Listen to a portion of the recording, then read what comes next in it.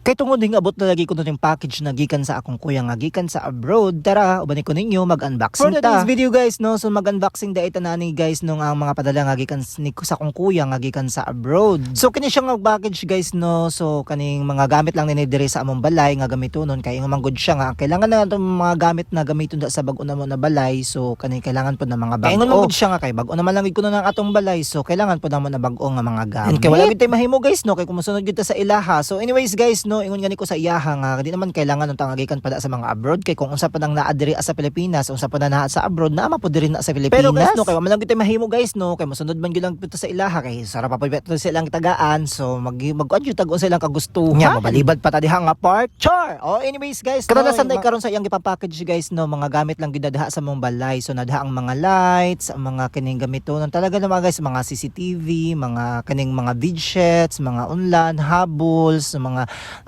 utensils, no, nada ang apart sa yang gipapada karon nga package na atong i-unboxing karong adlaw. Pero sama sa ako napansin diha guys, no, murag mga ilaw lang ginadha, mga chandelier, mga cube lights, sa mga ilaw nga pang ceilings, so mga ana ibang da mga gagmay ang mga gamit na iyang gipadala diha like mga kitchens na mga kaning ano kanang utensils. Kay nauna na kasi guys nang iyang mga package kana adto, so mga pang-upat na niya ka business nga nagpa-package diha, then kanang uban dito na una niyang gipada katong TV, tapos ang iba naman ang gamit tapos sa mambalay guys, no, sudhan na lang namo sa city namo gipamalit like kanang mga ref, kaning among kaning ko mga gamit sa mga kusina na iba-iba pa daha mga gamitonon sa mga party sa kusina. So ang iba lang daha mga additional na lang na daha like kaning mga kettles na iba mga gikan pa sa mga bansa. Mga kayo daha yang gipapadala guys, no, so wala ginaman na pa mga tag na pa naka-sealed pa, so nakaka-enjoy ko nga wala pa ginana ito pang gamitan sa mga bag-og talaga ng mga gamit guys ang iyang gipapadala diha sa amo. And sa mga nauna na ko nga mga videos guys, no, gipakita din ako na nag-unboxing pag ko sa TV, pero dili na sila halos na magkasabay-sabay guys kay kanang